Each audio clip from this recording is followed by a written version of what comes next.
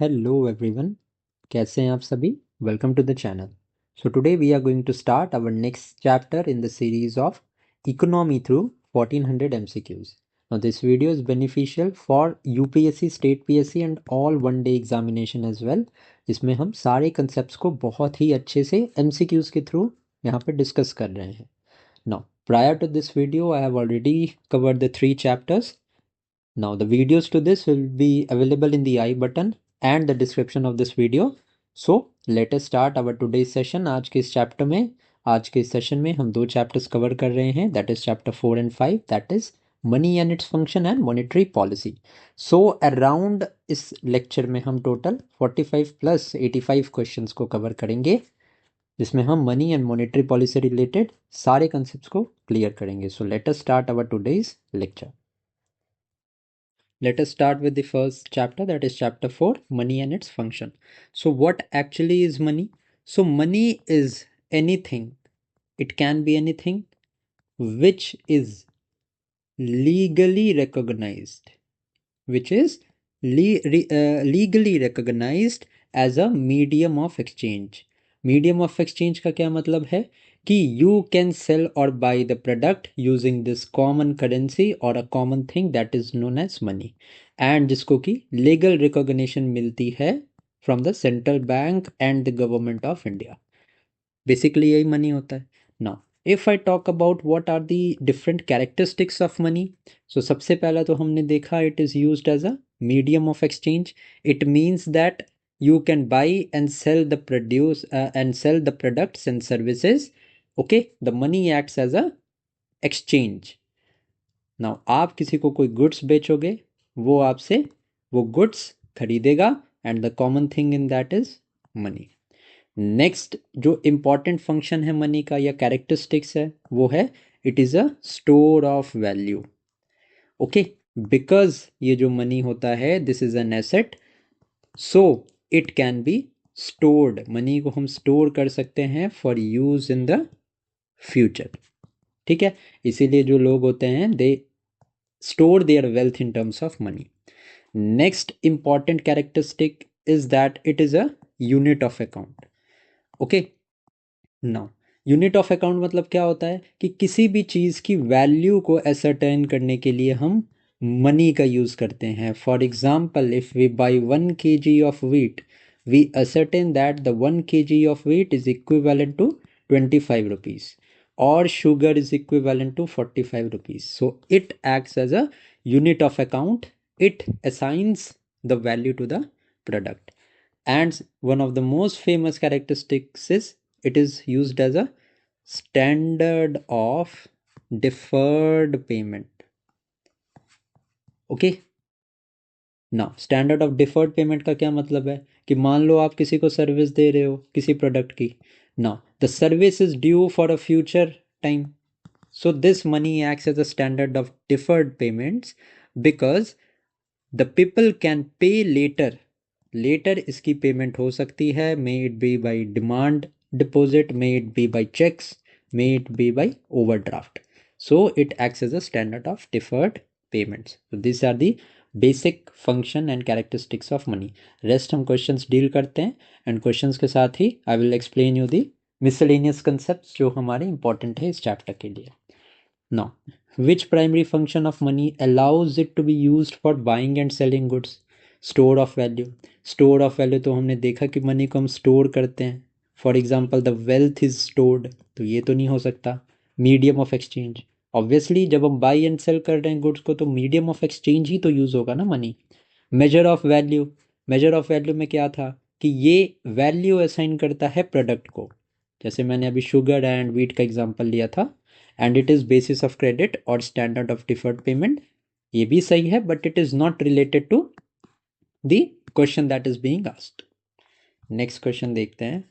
What is the primary function of money that provides a common unit for expressing price? Common unit provide करता है money as a measure of value. अब मेरे हिसाब से problem नहीं होनी चाहिए इसमें आपको. Next है which secondary function of money involves its use for the future payment or debt settlement? अभी मैंने बताया it is used as a standard of deferred payments. Future payments को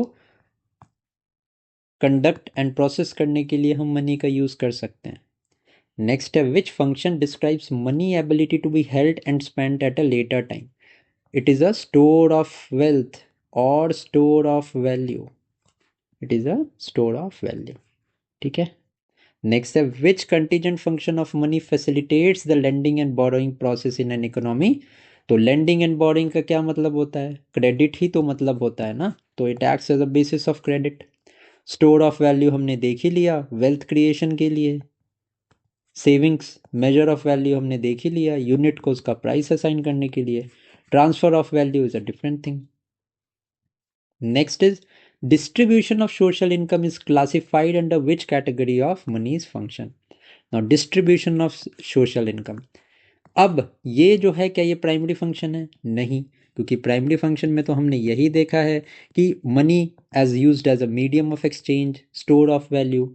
ओके, सो ये जो डिस्ट्रीब्यूशन ऑफ सोशल इनकम है ना, इस ये is a contingent because it may arise और मे नॉट अराइज। ठीक है, बट जो प्राइमरी फंक्शंस होते हैं ना मनी का, वो तो एप्लीकेबल होते ही हैं, क्योंकि अगर वो नहीं होगा तो money will lose its value, the money will lose its relevance. ठीक है, तो this is contingent because social income it may arrive और it may not arrive. Next देखते हैं, now what type of coin have an intrinsic value equal to their face value. अब जैसे इसका intrinsic value का क्या मतलब होता है कि जैसे कॉइन की जो वैल्यू है वो 5 रुपीज़ है एंड इसको बनाने में ही 5 रुपीज़ का खर्चा आया हो, so this is known as the full bodied coin. Now these are made from the valuable metals where the metal content worth matches the coin's face value. कोई भी मेटल यूज हुआ है, अगर मान लो कॉइन 5 रुपीज का है तो equivalent ही 5 rupees का उसमें मेटल भी यूज हुआ है। This is the meaning of this. Okay, now अगर मैं बात करूं यहाँ पे फिएट मनी की, तो फिएट मनी क्या होता है? So fiat money is that money which is not backed by any physical commodity. इसके पीछे कोई फिजिकल कमोडिटी नहीं होती है सच एज गोल्ड और सिल्वर। इसका मतलब है ये गोल्ड और सिल्वर से नहीं बना होता है। Okay, because the value of fiat money it is determined by the government and government और द सेंट्रल बैंक ही ये बताते हैं कि ये मनी जो है it will be accepted as a payment method. So ये हमारे होते हैं fiat money. Now, which material was historically used to back the value of full bodied coins? अब full bodied coins मैंने आपको बताया जो वैल्यू होती है कॉइन की, this is the same as the value of the metal. पहले के ज़माने में आपने दिनार कॉइन सुने होंगे, गुप्ता पीरियड में दीज दिनार कॉइन्स वेर फेमस। एंड ये दिनार कॉइन कौन से मेटल से बनते थे? गोल्ड से बनते थे। So these were made up of precious metal like gold. Next is what characterizes token coins used in the modern economy। अब टोकन कॉइन क्या होता है? ये किसी भी चीज़ को सिंबलाइज करता है। जैसे कि आप देखते होंगे कि गवर्नमेंट डिफरेंट ओकेजन्स पे कमोमरेटिव कॉइन्स इशू करती है किसी भी लीडर या किसी भी बहुत फेमस पर्सनैलिटी के ऊपर। So these are the token coins because they provide the symbolic value. Next is which metals are commonly used to manufacture modern day token coins? So ये copper and nickel basically. Next is what determines the value of token coins in an economy? अब token coin issue कौन करता है? Government issue करता है, तो government ही तो determine करेगी ना वैल्यू उसकी। इशूइंग अथॉरिटी डिटरमाइन करती है, so the trust in the issuing authority. Basic question है ये, ठीक है, that is why I am not giving that much time. बस इसको क्लियर करते जाना, बस मतलब आपको पता होना चाहिए कि इस टर्म का मतलब क्या है। Now, which term describes money that has no intrinsic value and it's not backed by a physical commodity? Just right now I've told you this is the fiat money, क्योंकि fiat money में gold या silver की कोई banking नहीं होती है। तो ठीक है, इसकी वैल्यू जो है it is determined by the government of India कि ये money will be accepted as a fiat money. Who must authorize a currency for it to be considered as a fiat money? Obviously the government or the central bank. India के case में this is the reserve bank of India. Next is in what forms can fiat money exist. अब fiat money physical currency भी हो सकती है, जैसे है हमारे पास ₹10 का कॉइन्स। अब ये ध्यान रखना है, देखो एक चीज़ बहुत डिफरेंस होती है फिएट मनी में और लीगल टेंडर में। अब फिएट मनी क्या होती है, ये दोनों को इशू कौन करता है, सेंट्रल बैंक और द गवर्नमेंट ही इशू करती है। But every every legal tender is a fiat money, but every fiat money is not a legal tender. Legal tender money वो मनी होता है that is under the compulsion, आप और मैं under a compulsion है कि हमें उस मनी को एक्सेप्ट करना ही पड़ेगा as a legal tender. Okay now यहाँ पे अगर मैं ₹2000 के नोट्स की बात करूँ जिनको कि डीमोनेटाइज किया गया था 2016 में, अब वो जो नोट्स थे हमारे वो फिएट मनी तो हैं। फिएट मनी मतलब कि वो इशूइंग अथॉरिटी हमारी गवर्नमेंट थी एंड गवर्नमेंट ने इशू किए थे, वो फिएट मनी तो है। But these 2000 rupee coins rupees notes are not legal tender. It means that it is not used as a standard of payment. 2000 के नोट्स अब एक्सेप्टेंस नहीं होती है, so these are not legal tender. Legal tender कौन से हैं, 10 रुपी का note है, 20 रुपी का नोट है, 200 रुपी का नोट, 100 रुपी का note, 500, these all are legal tender because we are under compulsion to accept is as a standard of payment. But fiat money में ऐसा कुछ नहीं होता है। फिएट मनी इशू तो गवर्नमेंट ही करती है बट कोई कंपल्शन नहीं होता है। ओके ना, ये समझ में आया फिएट मनी। अब हमारा डिजिटल फॉर्म में भी ये हो सकता है, कैसे, तो सीबीडीसी है, दैट इज सेंट्रल, जो हमारी है क्या बोलते हैं, सेंट्रल बैंक डिजिटल करेंसी जो है आरबीआई ने इशू की है, सो वो भी फिएट मनी है। नेक्स्ट है what is fiat money and when it is recognised. What is fiat money called when it is recognised by law for debt settlement. अभी मैंने बताया जब वो डेट सेटलमेंट के लिए रिकॉग्नाइज हो रही है तो that is the legal tender. Which characteristic is unique to legal tender. अब क्या कैरेक्टरिस्टिक यूनिक है, मेड अप ऑफ गोल्ड नहीं। हमने देखा कि जितनी भी लीगल टेंडर होता है वो सब फिएट मनी है, तो क्या फिएट मनी की फिजिकल बैकिंग होती है, नहीं होती ना। This is not made up of gold और सिल्वर, सो पहला तो गलत है हमारा। सेकंड क्या है, it can not be refused by a creditor, बिल्कुल सही है, this can not be refuse. क्या आप और मैं मना कर सकते हैं कि हम 200 का नोट नहीं लेंगे, नो ना, because these are the legal tender, we are under compulsion to accept it, so B हमारे यहाँ पे करेक्ट होगा। Next is what which of the following is an example of a component of M0 that is the reserve money. अब यहाँ पे हमारा concept आता है narrow money and broad money का, जो आपको समझना पड़ेगा। अब M0 जो होती है ना वो रिजर्व मनी होती है, एंड इसमें क्या क्या इंक्लूड होता है, the currency that is in circulation plus जो बैंक ने डिपॉजिट किया है that is the bankers deposit with RBI, इसमें हमारा ये भी इंक्लूड होता है। And then there are other deposit, this is known as the reserve money. अब ऑप्शन देखते हैं, तो करेंसी इन सर्कुलेशन जो है हमारी, ये हमारी M0 में आती है। अब नैरो मनी क्या होता है, M1 is known as narrow money, M2 and then M3 आता है। M3 is broad money. Broad as the name suggest, इसमें बहुत सारी चीज़ें हम इंक्लूड करते हैं। इसमें M1 में जो इंक्लूड होता है वो तो होता ही है, इसके अलावा जो टाइम डिपॉजिट होता है ना, जैसे फिक्स डिपॉजिट हो गया एंड करेंट रिकरिंग डिपॉजिट हो गया, जो टाइम डिपॉजिट होता है ये सारा कुछ ऐड होता है, that is the with the banking system, that is the time deposit with the banking system is also included in this only. Okay so narrow money क्या होता है हमारा, M1 होता है। इसमें क्या, it consist of currency with public and demand deposit.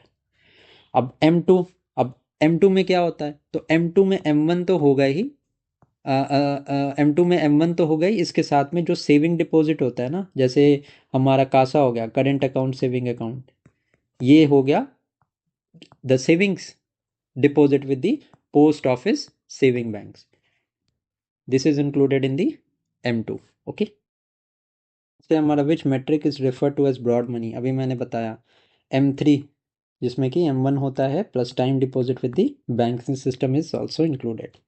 अब money multiplier का क्या फॉर्मूला होता है, now the money multiplier basically means the broad money when we divide this broad money by the reserve money.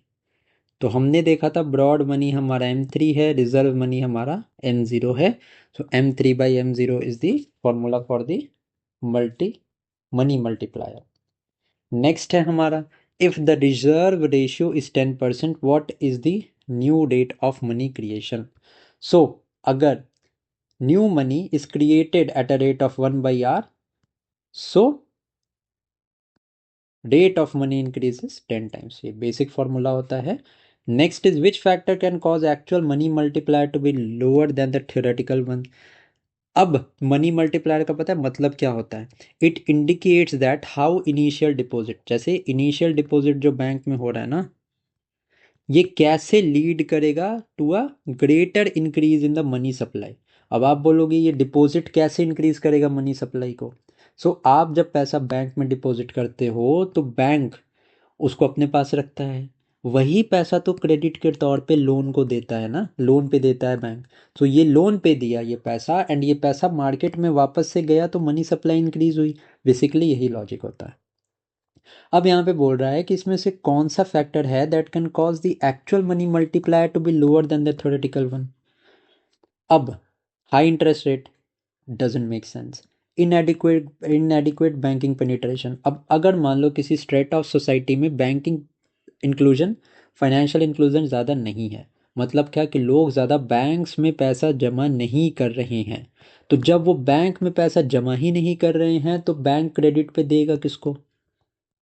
क्योंकि bank के पास तो ऐसा है ही नहीं। तो जब क्रेडिट क्रेडिट पे बैंक पैसा नहीं देगा कंज्यूमर्स को, सिटीजन्स को, तो वो पैसा मनी सप्लाई में कैसे आएगा? तो obviously money multiplier will be lower. I hope कि ये चीज़ें आपको समझ में आ पा रही हैं। नेक्स्ट है, what is the primary role of the cash reserve ratio in the credit creation. अब कैश रिजर्व क्या रेशियो क्या होता है? No, this is the ratio, cash reserve ratio is the, cash reserve ratio जो होता है, this is the amount of the net demands and time liability that is kept by a bank with the RBI। अगर मान लो CRR ज़्यादा है, okay, इसका मतलब क्या कि बैंक्स जो हैं अपने net demand and time liability का ज़्यादा पैसा जो है वो RBI के पास रख रहे हैं। अब ये रख क्यों रहे हैं? क्योंकि हो सकता है अगर कोई कंटीजेंट सिचुएशन आ जाए जहाँ पे RBI ये गाइडलाइन जारी करे कि हाँ भाई हम इस बैंक पे हम ये सैंक्शन लगा रहे हैं, तो उस केस में जो सिटीजन होता है नॉर्मल वो डर जाता है एंड बैंक रन होता है। बैंक रन मतलब क्या कि सारे लोग बैंक की तरफ रश करते हैं अपना अमाउंट को विड्रॉ करने के लिए कि भैया अगर ये बैंक लिक्विडेट हो गया तो हमारा पैसा खराब हो जाएगा। इस सिचुएशन को, कंटीजेंट सिचुएशन को बफर बनाने के लिए ये CRR का पैसा रखा जाता है। बैंक यहाँ पे इसको RBI के साथ डिपॉजिट करते हैं। प्राइमरी रोल अगर मैं CRR का पूछूं तो this is to act as a protective buffer. Next है, which digital asset is unique, irreplaceable and verified using the blockchain technology. ये हमारा नॉन फंजिबल टोकन की डेफिनेशन है क्योंकि ये डिजिटली होती है। Now, what is the primary between the digital rupee and cryptocurrency? अब डिजिटल रुपी जो होता है ना, it is issued by the central bank. ये सेंट्रल बैंक इशू करता है। It means what? The power to issue this digital rupee lies with the sole entity, मतलब ये सेंट्रलाइज्ड होता है। But crypto currency is basically based on the blockchain. And blockchain के बारे में अगर आपने मेरी टॉपिक वाइज करंट अफेयर्स की साइंस एंड टेक पोर्शन को पढ़ा है तो मैंने आपको बताया क्या था कि ये डिसेंट्रलाइज्ड होता है। इट मीन्स बहुत सारे लोग इसको एक्सेस कर सकते हैं। तो primary difference between digital rupee and crypto currency is the centralisation only, क्योंकि क्रिप्टो करेंसी हमारी ब्लॉकचेन पे बेस्ड है जिसमें कि डिसेंट्रलाइज्ड रजिस्टर्स होते हैं जिसमें डाटा मेंटेन किया जाता है। बट डिजिटल रुपी जो होता है वो सेंट्रल बैंक या एक सेंट्रलाइज्ड एजेंसी ही इशू करती है। Now, which type of blockchain is used by RBI for the digital rupee? So, the blockchain that is permitted. Okay. When did the RBI begin the pilot project for digital rupee? 2022 में CBDC शुरू किया था यहाँ पे pilot basis पे RBI ने। Now what is the purpose of tokenization in car transaction? अब मुझे बताओ, आप किसी हॉस्पिटल में जाते हो या मान लो किसी भी सर्विस सेंटर में जाते हो फ़ोन्स के, तो वहाँ पे आपको टोकन प्रोवाइड करते हैं वो कि आपका टोकन नंबर 90 है। इट मीन्स आपका 90th नंबर पे आपका, जब आप 90th नंबर पे आपका इशू को एड्रेस किया जाएगा। इसका मतलब क्या कि वहाँ पे आपका नाम तो लिया नहीं जाता, नहीं नाम नहीं लिया जाता ना, वहाँ पे बोला जाता है टोकन नंबर 90, ओके, और नंबर 90। तो इट मीन्स व्हाट, कि उन्होंने आइडेंटिटी को हाइड कर लिया और एक यूनिक नंबर दे दिया। तो कार ट्रांजैक्शन के लिए आरबीआई ने टोकनाइजेशन को मैंडेटरी किया था, and this is what it is. Okay, tokenisation means it marks the original card detail. जब ओरिजिनल कार्ड डिटेल्स मास्क हो गई तो यहाँ पे स्कैम्स एंड फिशिंग के जो अटैक्स होते हैं, यहाँ पे साइबर फ्रॉड से बचा जा सकता है through this tokenisation. What does the MDR stand in for in the digital payments? So MDR is basically the merchant discount rate. That is the rate that is charged to a merchant for processing debit or credit card transaction. Who manages and governs the digital rupee in India? So this is RBI. Easy है. Which function of money is described as a standard of deferred payments? बहुत easy है. This is a secondary function. What defines the high powered money? So M0 हमारा reserve money भी जिसको हम बोलते हैं, monetary base जो होता है हमारे इकोनॉमी का, reserve money, it is the high powered money. The aggregate money resources is the another name for which metric? So this is the M3 which is also known as the broad money. Okay, next है which payment system is part of NPCI product suite shown in the maps? So this is the UPI। जो UPI हमारा NPCI का product है। Which asset is considered as illiquid in the provided graphics? So this is the real estate, cash, stock, bonds, जितनी भी चीज़ें हैं ये बहुत ज़्यादा लिक्विड हैं। It means what, that it can be easily converted into cash. Real estate जो है वो एक रियल एसेट है, कैपिटल एसेट होता है, it can not be converted into cash. What is liquidity as defined in the monetary terms? So this monetary terms जो हैं में लिक्विडिटी मतलब होता है the ability to turn an asset into cash very quickly. Which of these are a liquid asset? Art, wine collection, stock. Obviously stock intraday होता है, आप तुरंत स्टॉक 5 मिनट में खरीद सकते हो, 10 मिनट में बेच सकते हो, तो obviously stock is a liquid asset. Now money multiplied effect gives to rise to what in the banking system? मैंने बोला था money multiplied is directly related to the credit creation, so this will be the answer. Which organization provides the web platform for core banking solution? And ये core banking या CBS system होता है ना, ये सारे इंडिविजुअल बैंक्स का अपना होता है। इन the money supply matrix what does the currency with public exclude? अब करेंसी विथ पब्लिक में जो कैश हेल्ड बाय बैंक्स होता है that is not included, and this is important, पूछ सकते हैं आपसे। Now what is the legal status of 1000 rupee note? मैंने आपको बहुत अच्छे से एक्सप्लेन किया है कि this is a fiat money but this is a not a legal tender. What function of money helps in the transfer of value across space? Transfer of value is a secondary function. What is the maximum average maturity for most external commercial borrowings? So 3 years की इनकी basically average maturity होती है। Next, which entity is the only buyer in the domestic defense manufacturing sector? That is Monospony. ये है Government of India. अब हम बात करते हैं regarding the monetary policy. Okay. Let's start this. Now, in the monetary policy, the foremost and the most important thing that you need to know is about who implements this monetary policy. So, this is implemented by the central bank of the country, which is RBI in this case. Now, जो ये monetary policy है, that is inclined with controlling the inflation, because the responsibility to control the inflation in India rest with the RBI. Other than that, आप एक physical policy का भी term देखोगे। सो ये जो फिजिकल पॉलिसी होती है ना, this is under the government of India. Okay, now questions देखते हैं, जैसे हम क्वेश्चंस को डील करेंगे उसी हिसाब से फिर I will give you the explanation. Now, what does the monetary policy primarily refers to? So, this refers to the central bank actions. And ये जितना भी गवर्नमेंट स्पेंडिंग है, टैक्स कलेक्शन है, एक्सपोर्ट सब्सिडीज हैं, तो ये सब कुछ गवर्नमेंट ऑफ इंडिया प्रोवाइड करती है। So this comes under the different head, that is the fiscal policy. ठीक है, नेक्स्ट देखते हैं, which objective focuses on keeping inflation under control. सो अभी मैंने आपको बताया कि देखो इन्फ्लेशन क्या होता है, ये मैं इन्फ्लेशन वाले चैप्टर में बता चुका हूँ, which is the general increase, this is the general increase in the price of goods and services. So primarily M क्या होता है इन्फ्लेशन का, एम होता है कि प्राइसेस को कंट्रोल में रखा जाए।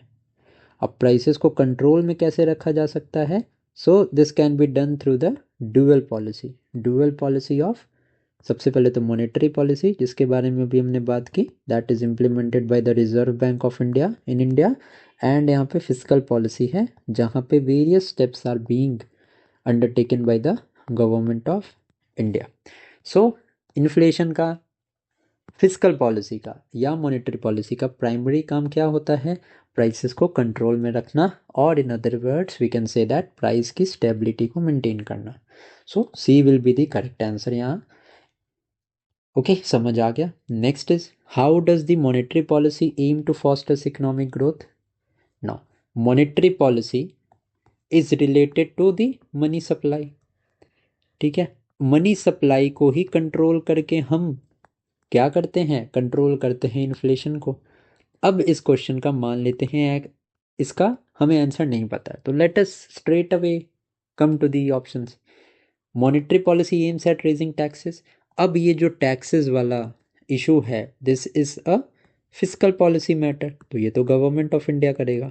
बट मैंने आपको क्या बताया कि मॉनेटरी पॉलिसी जो है वो सेंट्रल बैंक के अंडर आती है, सो ये तो ऑप्शन नहीं हो सकता। सब्सिडी को इंक्रीज करना, this also is a measure of the physical policy, so ये भी नहीं हो सकता।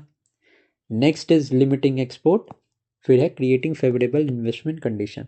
अब मान लेते हैं कि आप मनी सप्लाई को रेगुलेट कर रहे हो, तो मनी सप्लाई को रेगुलेट करके क्या कर सकते हो आप एक्सपेंडिचर, आप कंजम्पशन को रेगुलेट कर सकते हो, आप इन्वेस्टमेंट की कंडीशंस को रेगुलेट कर सकते हो। सो ऑब्वियसली मॉनेटरी पॉलिसी से आप favourable investment conditions you can create.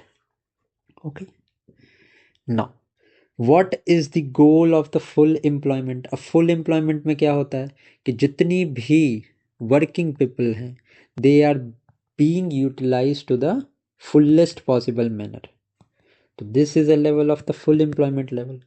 सो जितने भी वर्किंग पीपल हैं या जितने भी लोग वर्क कर सकते हैं उनको फुलेस्ट पॉसिबल लाइबिलिटी पे अगर यूज़ किया जाए तो क्या होगा, 100% एम्प्लॉयमेंट।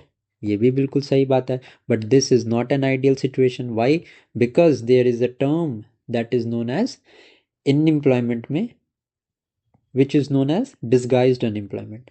अब ये डिसगाइज्ड अनएम्प्लॉयमेंट में क्या होता है कि किसी काम को करने के लिए 10 लोगों की ज़रूरत है, बट उस काम को 20 लोग कर रहे हैं। फॉर एग्जाम्पल एग्रीकल्चर सेक्टर में सबसे ज़्यादा होता है, जैसे कि एक ही घर के 20 लोग 20 के 20 एग्रीकल्चर कर रहे हैं, बट ज़रूरत वहाँ पे 10 लोगों की है।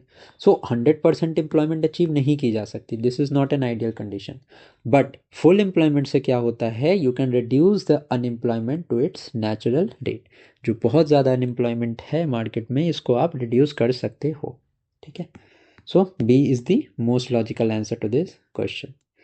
Now what does the cash reserve ratio represents. अभी हमने सीआरआर के बारे में देखा था, this is the percentage of net demand and time liability that a bank has to keep with the reserve bank of India. Okay, so this is the percentage of NDTL that is kept with RBI. In what form is the statutory liquidity ratio maintained। अब जो SLR होता है ना, ये जो होता है, it is the percentage of NDTL that is kept in the liquid form with the banks itself. Banks अपने आप के साथ अपने पास ये SLR का कोटा मेंटेन करते हैं। अब यहाँ पे टर्म लिक्विडिटी है, इसका मतलब जितने भी लिक्विड एसेट्स हैं वो सारे यहाँ पे इंक्लूड होते हैं। तो कैश ओनली, बिल्कुल कैश तो इंक्लूड होता है, क्या सिर्फ कैश इंक्लूड होता है, नहीं, only cash is not included, और भी बाकी सारी चीज़ें होती हैं। Liquid asset, gold, G sec, cash, government approved securities, all of these are included in the SLR। Now what is the primary purpose of CRR and SLR during a bank run. मैंने आपको CRR का भी मतलब बता दिया था अभी थोड़ी देर पहले। SLR बस डिफरेंस ये होता है कि इसमें आपके लिक्विड एसेट्स होते हैं and this SLR is kept by the bank themself. Banks खुद के साथ वो पैसा रखते हैं, but in the case of CRR this is the amount of the net demand and type liabilities that the banks keep with the reserve bank of India. Okay, and दोनों का aim क्या होता है? To provide the protective buffer so that अगर bank run हो तो banks के पास पैसा बचे अपने कंज्यूमर्स को देने के लिए, बैंक बिल्कुल खाली ना हो जाए। Where must the banks maintain their CRR reserve? So I have told you, RBI के साथ वो मेंटेन करते हैं। Does the RBI pay interest on the CRR balance? No, because this is used as a protective buffer and sometimes it is used for regulating the economy, regulating the money supply, so no interest is being given. Interest किस पे मिलता है पता है? Reverse repo rate पे, जो यहाँ पे बैंक एक्स्ट्रा पैसा पार्क करता है विथ RBI, यहाँ पे some interest is possible, but CRR पे there is no interest rate. Now which variable reserve ratio is kept by bank with themselves? अभी मैंने आपको बताया CRR जो होता है that is kept with the reserve bank of India. On the other hand जो SLR होता है this is maintained by the commercial bank with itself. Now bank rate क्या होता है as per the bank RBI act? Now पहले क्या होता था, जब रेपो रेट नहीं होता था ना, then the bank rate was use for long term lending. But अभी के टाइम पे अगर प्रिसाइसली मैं बात करूं तो बैंक रेट एक जनरली एक पेनल्टी होती है banks pay to not follow the instruction that are given by RBI, but primarily it was meant for the long term lending. ठीक है, जबकि रेपो रेट में क्या होता है, रेपो रेट में ओवरनाइट लोन्स दिए जाते हैं to the bank, overnight loans दिए जाते हैं बैंक को under the repo rate. Bank rate पहले was use for long term lending. Now is collateral required for bank to borrows at the bank rate? So जब भी bank rate पे banks पैसा बोरो करेंगे RBI से, then there is no need of collateral. कोई banks को collateral नहीं रखना पड़ेगा with the reserve bank of India. Next देखते हैं, what serves as a foundation for penalty rates in banking? मैंने अभी आपको बताया penalty rates in banking is associated with the bank rate. Now what is repo rate known as? So repo rate को policy rate भी बोलते हैं, जिसमें कि the RBI gives the overnight loans to the banks that are in crisis. Repo stands for, so it stands for repurchase agreement. Overnight liquidity where repo rate is limited to what percentage of net demand and type liability? So मैंने बताया आपको कि overnight पैसा repo rate के अंदर में दिया जाता है by RBI to the banks. So इसकी एक लिमिट होती है। So what is the limit of the percentage of NDTL? So 0.25% से ज़्यादा यहाँ पे लिक्विडिटी प्रोवाइड नहीं की जाती है। Now what does RBI use as a collateral in repo transactions? अभी हमने प्रेजेंटली देखा कि बैंक रेट में there was no collateral that was needed, कोई भी कोलेटरल नहीं लगता था बैंक रेट में। बट रेपो रेट में आप ध्यान रखना, a collateral is required and generally जो कोलेटरल होता है वो गवर्नमेंट अप्रूव्ड सिक्योरिटीज होती हैं। Now what is the reverse repo rate? अभी हमने देखा रेपो रेट के बारे में, अब इस ये क्या रेट होता है रेपो रेट? नाउ इसमें RBI lends to the banks. अब रिवर्स रेपो रेट में क्या होता है कि जो बैंक्स के पास एक्स्ट्रा पैसा होता है वो RBI के पास जमा करते हैं ना। जो एक्स्ट्रा पैसा बैंक जमा कर रहे हैं with RBI under the reverse repo rate, यहाँ पे इनको बैंक्स को थोड़ा सा प्रॉफिट गेन होता है क्योंकि बैंक RBI उस पर कुछ इंटरेस्ट बैंक्स को प्रोवाइड करता है। ओके, सो रिवर्स रेपो रेट से क्या होता है, अगर मान लो एक्स्ट्रा पैसा है बैंक के पास, वो पार्क करेंगे RBI के पास, तो क्या हुआ, लिक्विडिटी पे क्या इफेक्ट पड़ेगा? RBI ने लिक्विडिटी सक कर ली, मतलब लिक्विडिटी को रिड्यूस कर दिया, तो RBI एब्जॉर्ब करती है liquidity with reverse repo rate. Now can RBI impose a cap on reverse repo deposit? Yes, they can, the RBI is authority to impose a cap. Cap मतलब क्या, कि एक लिमिट आरबीआई सेट कर सकता है कि कितना पैसा बैंक पार्क कर सकता है with the RBI. Now which facility serves as the floor for the liquidity adjustment facility. So ये होता है एसडीएफ, जो स्टैंडिंग डिपॉजिट फैसिलिटी होती है ना, इसका जो रेट होता है it acts as a floor और base for the LAF corridor. SDF जो कि एक बहुत रिसेंटली इनिशिएटेड फैसिलिटी है, that is the standing deposit facility, ये इम्प्लीमेंट किया था आरबीआई ने अप्रैल 2024 से।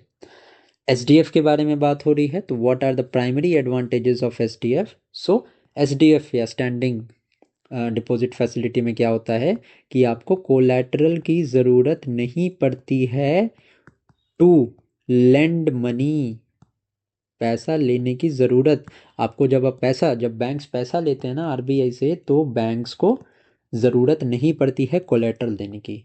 कोलैटरल नहीं, बैंक रेट में भी दिया जाता था, ठीक है।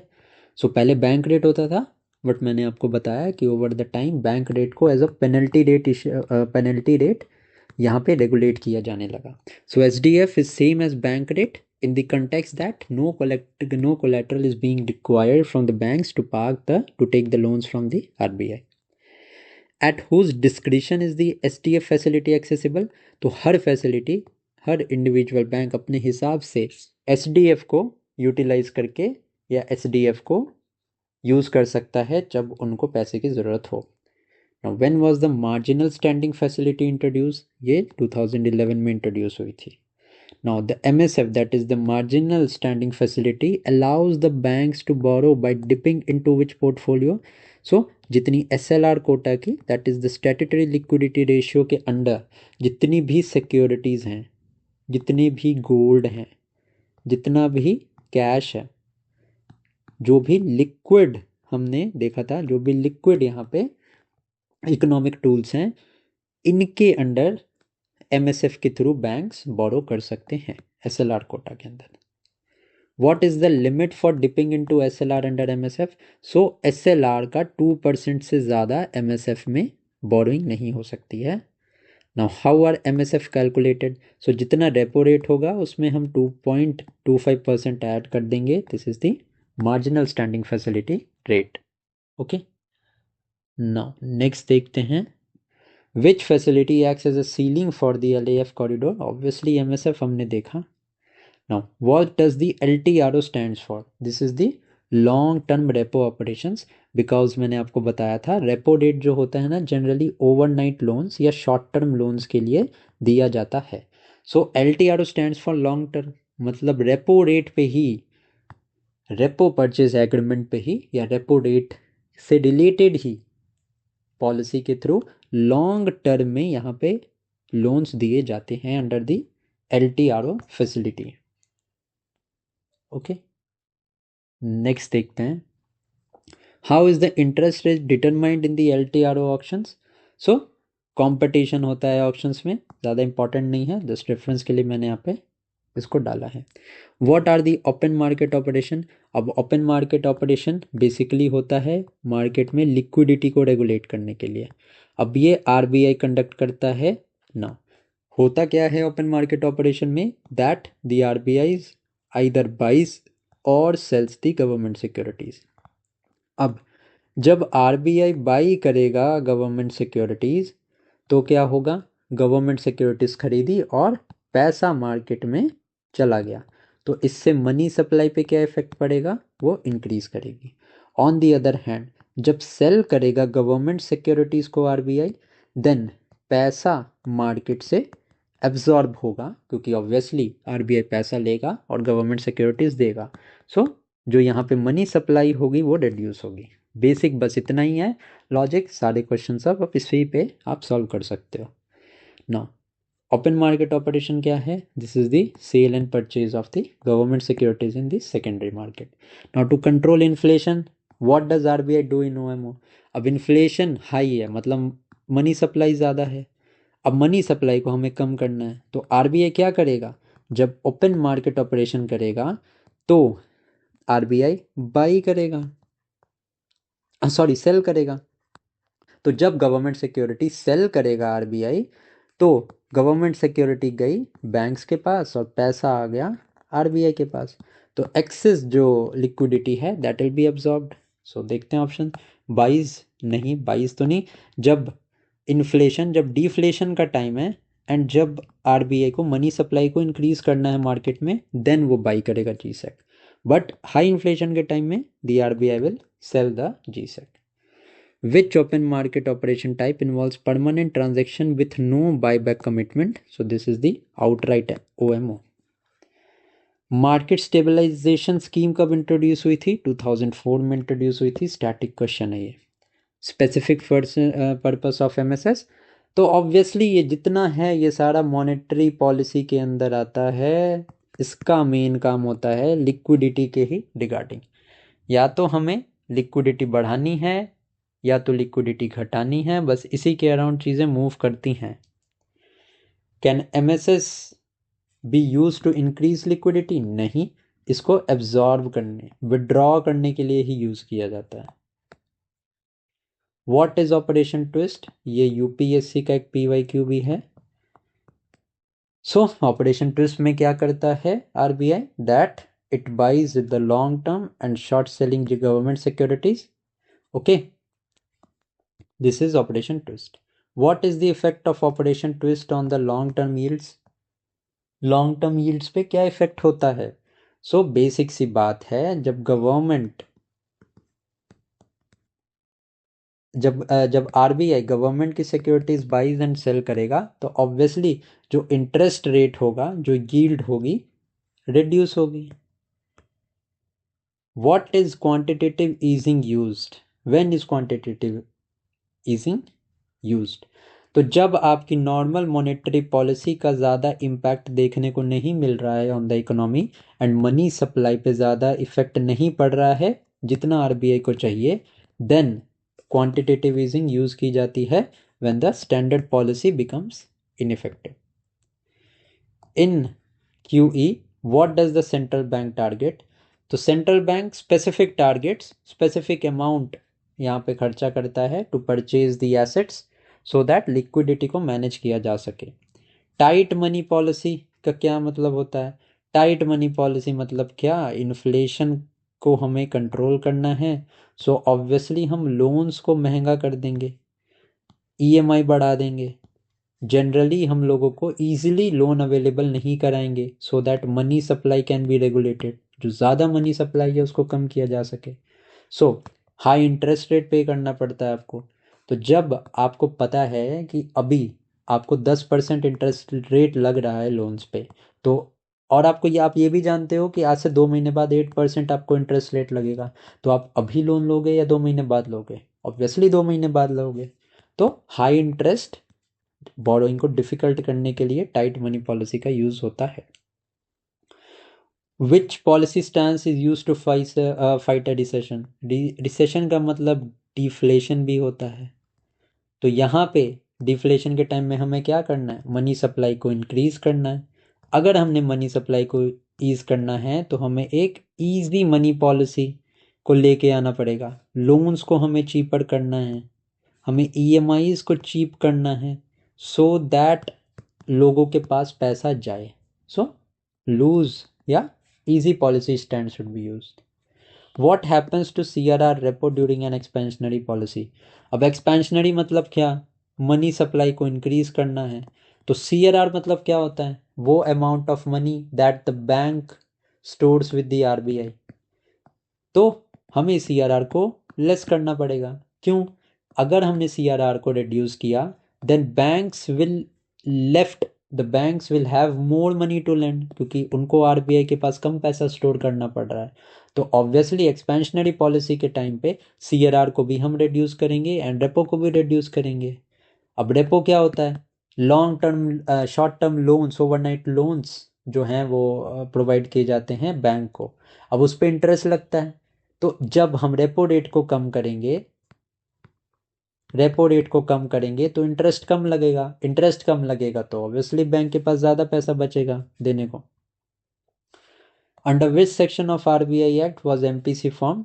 तो under 45 GB of the monetary policy committee form किया था under the RBI act. RBI act का ईयर इंपॉर्टेंट है 1934, इसको आप ध्यान में रखना। मॉनेटरी पॉलिसी कमेटी में कितने मेंबर होते हैं? 6 मेंबर होते हैं। 3 होते हैं हमारे आरबीआई से एंड 3 मेंबर हमारे गवर्नमेंट ऑफ इंडिया से। एंड इसको चेयर कौन करता है? तो आरबीआई के गवर्नर चेयर करते हैं।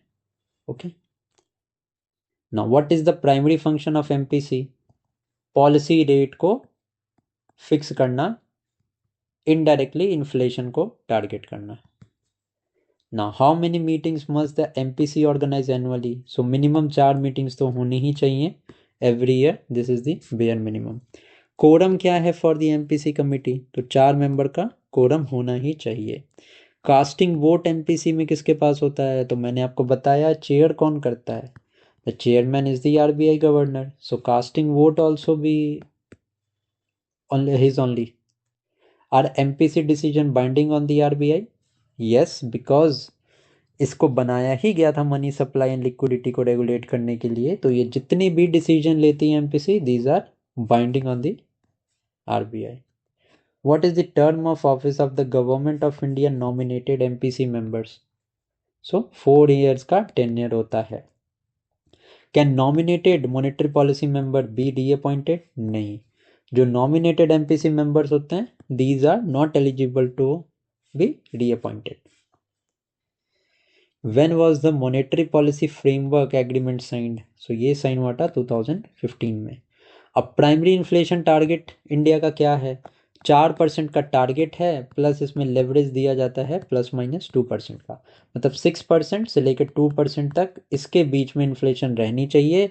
अगर इन्फ्लेशन नहीं है एंड कंट्रोल में नहीं है तो फिर मॉनेटरी पॉलिसी कमेटी को एक रिपोर्ट सबमिट करनी पड़ती है to the government of India, जिसमें गवर्नमेंट ऑफ इंडिया पूछती है एमपीसी से कि भैया इन्फ्लेशन कंट्रोल में क्यों है, क्योंकि ज़्यादा कम भी नहीं होनी चाहिए, ज़्यादा इंक्रीज भी नहीं होनी चाहिए इन्फ्लेशन। नेक्स्ट है what is the permissible deviation for inflation target? Easy question है, अभी मैंने बताया ±2%। Which index is use to specify the inflation target? तो हेडलाइन सीपीआई यहाँ पे इंक्लूड होती है, ठीक है, जिसको कि सीपीआई के बेसिस पे कैलकुलेट किया जाता है। अब ये हेडलाइन इन्फ्लेशन क्या है, सीपीआई क्या है, डब्ल्यूपीआई क्या है, ये मैं पहले के लेक्चर्स में बहुत अच्छे से क्लियर करके बता चुका हूँ। सो अगर आपने वो वीडियोस नहीं देखी हैं तो प्लीज़ उसको देख लें। How often is the inflation target determined? Inflation target every 5 years पे डिटरमाइन करता है। एंड कौन करता है? गवर्नमेंट ऑफ इंडिया डिटरमाइन करती है inflation target with consulting RBI. When is the RBI considered to have failed the target? Fail target किस चीज का? अभी मैंने बताया ना 2 से 6% के बीच में इन्फ्लेशन होना चाहिए। जब आरबीआई इन्फ्लेशन को इसके कंट्रोल में नहीं रख पाती है for the consecutive 3 quarters, then ऐसा कंसिडर किया जाता है कि RBI has failed. What must the RBI do if it fails the inflation target? मैंने बताया था आपको रिपोर्ट सबमिट करनी पड़ती है गवर्नमेंट को। How often must the RBI publish the monetary policy report? Every 6 month पे इशू होती है। What should the monetary policy report forecast? तो ये इन्फ्लेशन से रिलेटेड होती है, इसलिए इन्फ्लेशन के सोर्सेज एंड उसका फॉरकास्ट होता है इस रिपोर्ट में। विच policy stand involve nudging towards a dovish stand? Dovish मतलब क्या? लोगों को पैसा ज़्यादा देना, ये होता है हमारा ईजी मॉनेटरी पॉलिसी में। डोविश मतलब एक्सपेंशनरी भी होता है। What happens to borrowing during a lose money policy? Borrowings becomes easy, simple सी बात है, लोन्स ईजी हो जाते हैं, ईएमआईज आपकी ईजी हो जाएंगी, तो ऑब्वियस सी बात है ना, बोरोइंग आपके लिए ईजी हो जाएगी। Hawkish stance usually meant to address. अब हॉकिश मतलब क्या करता है? एक हॉक क्या करता है? The hawk flies high in the sky and monitors everything. तो जब भी बहुत ज़्यादा इन्फ्लेशन है तभी तो आप उस पर हॉकी स्टैंड रखोगे ना, तभी तो आप उसको देखोगे, ऊपर से फ्लाई करके देखोगे उस पॉलिसी में कि हाँ इन्फ्लेशन बहुत ज़्यादा, हम इसे कंट्रोल कैसे करना है। So hawkish stance usually high inflation के टाइम पे होता है।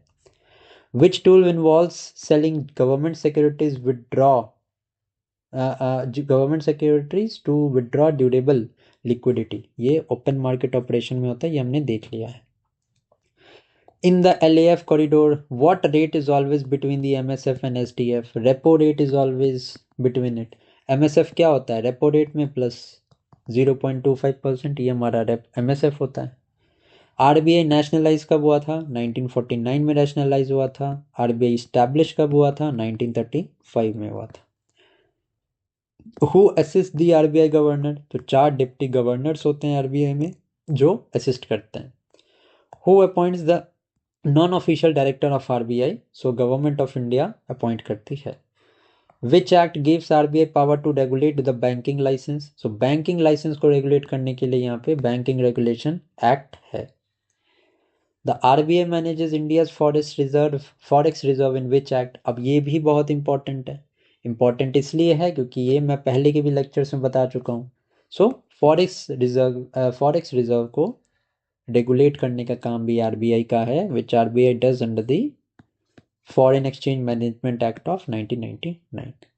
What does the RBI regulate regarding digital payments? So UPI, NEFT, RTGS, ये सारा कुछ RBI रेगुलेट करता है। Which body is the apex decision making body of the RBI? So Central Board of Directors जो होता है वो अल्टीमेट बॉडी होती है in the RBI for decision making. Is bank rate still utilized as a primary policy rate? मैंने आपको बहुत बार बता दिया कि बैंक रेट को अब एज अ पेनल्टी रेट लिया जाता है, पॉलिसी रेट नहीं। Policy rate is the repo rate. What is the ceiling rate for schedule commercial bank overnight boring? So this is the MSF, हमने देखा है रेपो रेट प्लस 0.25% इसका calculation होता है। How does the operation twist help the corporate bond? अब क्या करता है RBI, हमने देखा था गवर्नमेंट सिक्योरिटीज का ट्रेड करता है अंडर द ऑपरेशन ट्विस्ट। सो वो इतनी ज़्यादा बाई एंड सेल करता है गवर्नमेंट सिक्योरिटीज़ की कि गवर्नमेंट सिक्योरिटीज़ की यील्ड ऑटोमेटिकली लेस हो जाती है। तो जब आपके पास दो ऑप्शंस है, एक तो गवर्नमेंट का बॉन्ड है जिसमें आपको मान लो 5% यील्ड मिल रही है, एंड सेकंड कॉर्पोरेट बॉन्ड है जिसमें आपको 10% यील्ड मिल रही है। सो RBI इतना ज़्यादा ट्विस्ट कर देता है ना, बहुत ज़्यादा बाई एंड सेल करता है कि गवर्नमेंट के जो बॉन्ड्स हैं इसकी यील्ड कम हो जाती है। तो जब आपको कम पैसा मिलेगा गवर्नमेंट बॉन्ड से तो ऑटोमेटिकली आप कॉर्पोरेट सेक्टर के जो बॉन्ड्स है उसकी तरफ जाओगे। सो ऑपरेशन ट्विस्ट क्या करता है, कॉर्पोरेट बॉन्ड्स को मोर अट्रैक्टिव बना देता है then the government securities. Next is which measure involves increasing direct tax to control inflation? सबसे पहले मैंने आपको ये बताया था कि ये होता है फिस्कल मेजर जो कि गवर्नमेंट ऑफ इंडिया करती है, ठीक है। इन्फ्लेशन प्रीमियम क्या होता है? अब वो प्रीमियम जो क्रेडिटर चार्ज करता है on it's consumer so that inflation के टाइम पे क्रेडिटर को लॉस ना हो।